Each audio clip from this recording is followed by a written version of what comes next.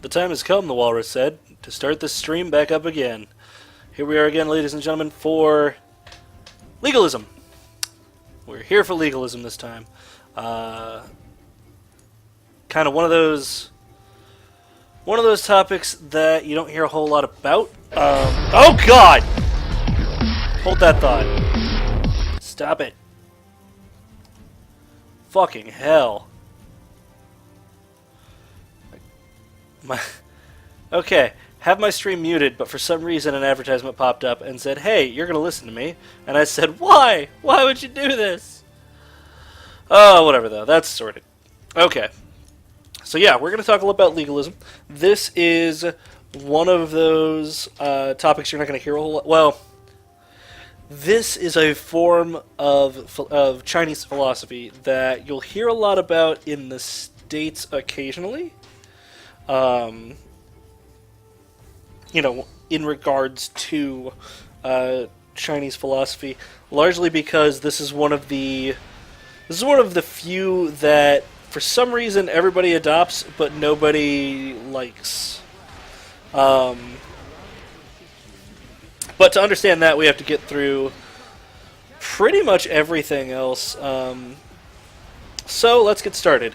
Those of you who don't know, which I wouldn't be surprised if it wasn't all of you, legalism is a form of Chinese philosophy, government philosophy mostly, that the best term for it is Machiavellian. It's a very Machiavellian form of government.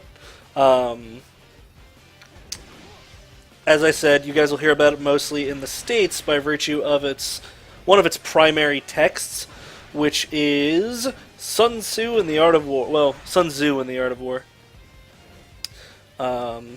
This is a book that is used in a lot of different circles. You can take just about everything in it and warp it in a way to make it so that it works for whatever you're talking about at the time. Granted, that's dumb because you can do that with literally anything, but that's the reasoning why people use it to this day. It was made by Sun Tzu, or at least this particular text was, but he's the one who's most lauded for it. It is mostly championed by Sun Tzu during, again, this time frame we've been talking about the last 2 or 3 weeks, the spring and autumn periods. It's one of the 100 flowers, or was it 100 or 1,000? I think it's 100 flowers. It's one of the 100 flowers, part of that chain of Taoism and Confucianism. Came about in around the same time.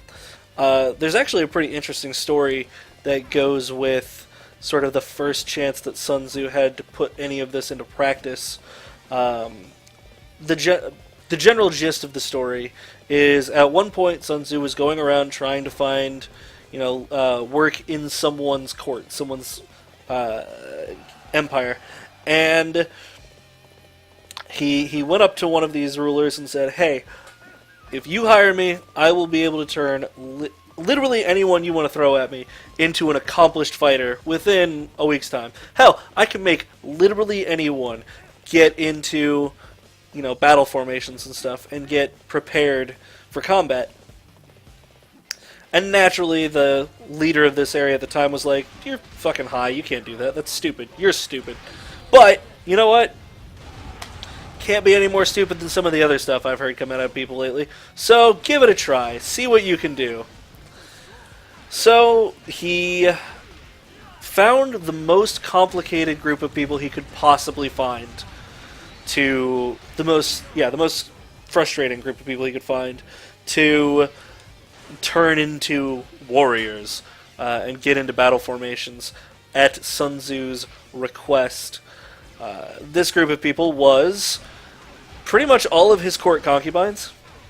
He thought it'd be funny if he could get his concubines to be, powerful warriors. So all of these got lined up, and Sun Tzu said, "Okay, or all of the concubines and everything came out. Sun Tzu said, "Okay, get into formation." And they didn't get into formation. They kind of laughed at him, naturally, because they're concubines. They've never done this kind of thing before. So he says, "Okay, failure on my part. Here's how to get into formation. Here's what getting in the lines is. Da da da da da. These are the people who are going to be in charge at these times. So on and so forth. Now, get into formation." Told him to get into formation again, and lo and behold, concubines didn't give a shit because they're concubines. Even laughed at him. So the story goes. So he looks at the head of the platoon he set up here, and he says, "You come forward." All giggling and whatnot, this concubine comes up, and he grabs a sword, and just straight up beheads her on the spot,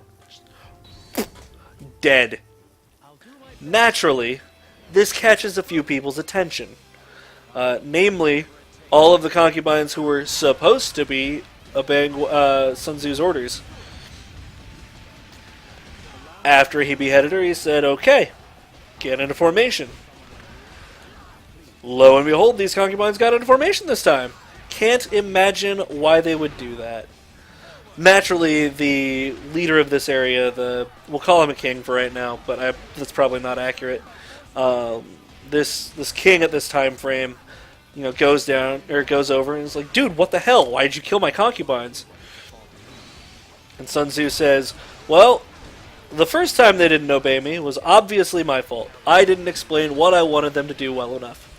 The second time they disobeyed me, I was well aware that they knew what I wanted, so they had to be the ones fucking up that time. So I killed one and put the rest of them in the mood to pay attention." Because that's apparently how he feels people should lead their places. Now, whether or not that's actually a true story, we have no idea. Like, literally everything else at this time frame, we've got what the text says happens, and that's about it. But it's a pretty cool story nonetheless. It's a little fun. Honestly, I've read it a few times, and I don't see any reason for him to have been beheading people, but that might have something to do with something we'll talk about a little bit later on. It does... Sun Tzu, or The Art of War at the very least, I don't know if all legalist texts act this way, but The Art of War at the very least does have a very corporal punishment heavy sort of lint to it. So, let's see. Yeah. It does have a very sort of corporal punishment heavy lint to it. It's very much a rule through fear kind of thing. Rule through fear, but also, be intelligent. Da, da, da, da, da. Same kind of story we've seen with everything else, with the exception of, instead of saying, teachers are the best, and scholars are the best in the world, or, you should just chill and maybe not freak out all the time, and life will just, get itself sorted out. Instead of saying anything like that, legalism tends more towards have people do what you want them to at literally any cost. The Art of War in particular goes into great detail into using pretty much everything you would use for military excursions at the time. How to use spies, how to use fire as a means of attack, what person would be stronger in what situation, how to assess situations. It's very much this sort of interpretive work that, like I said earlier, has and very regularly is translated into all different types of ways to use it. There are ways to use it for business, ways to use it for cooking, ways to use it for family relationships, ways to use it for marriage counseling. There are tons of uses for this text that are useful depending on your view of useful. If you're the kind of person who is 100% behind making sure that things get done regardless of what other people want, then yeah, this is a great way to go about things. I don't know too many people who actually agree with that. So maybe this is a little bit aggressive for most people. But again, this is what we've got to work with. This philosophy actually sort of won the 100 Flowers kind of thing, depending on how you look at it. So, the 100 Flowers ended with the rise of the Qin Dynasty. I believe, I didn't verify that before I wrote this down, and now that I think about it, I might have fucked up, but that's what we're going to go with for right now. I will double check and verify later. But it ended with the rise of the Qin, and the Qin were all about legalist philosophy. They did pretty much everything to make sure that they stayed in power for as long as they did. And by all contemporary accounts, I guess is what we'll say, by all contemporary accounts at the time, what we can tell is that they seem to be doing alright. Nobody seemed to mind that much. But we don't have a whole lot of them because, again, it was this 100 Flowers time frame where everyone and their dog didn't really write that much. Plus, there's this thing in Chinese history where the history of any given dynasty is actually given by the dynasty that comes after. And the big problem with that sort of setup for history is most people kind of try, at the very least, to make their opponents seem less useful, or seem weaker or somehow worse than them. So, on the one hand, yeah, we have a bit of information on it, but almost exclusively from the Han, which are the guys who came after. And the Han were much more interested in Confucian ideals. And they actually ended up becoming sort of the main driving force behind Chinese history for a while. And because of that, legalism very quickly fell by the wayside in this situation. And, Confucianism ended up being what most people associate with China to this day. Up until, well, I won't say to this day. It was up until the rise of Mao Zedong that Confucianism became unpopular, so to speak. But let's see.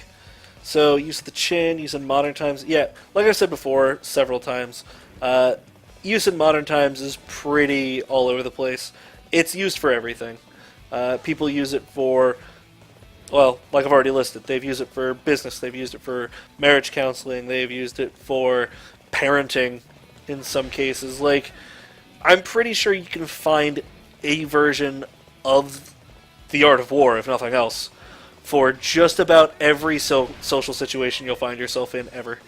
It's a little silly, all things considered. But still super popular to this day, so it's obviously something that speaks to people. And like I've alluded at before, this is very akin to the Machiavellian concepts that we've seen coming out of it, or we saw come out of Italy. The only difference is, whereas Machiavelli did it because he was parodying how stupid everybody had gotten and how ridiculously vicious most rulers were and how desperate they were for power. Sun Tzu, by all accounts, actually 100% believed everything he was saying. So that's a little terrifying. And like I said, he managed to get the Qin on board with it, so that happened.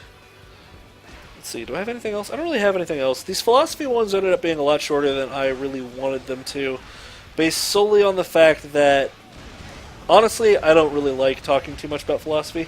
This is all very relevant to the research that I'm doing, and this is all things that you need to know if you're going to keep up with it over the course of over the course of the time frame I'm talking about it on the stream.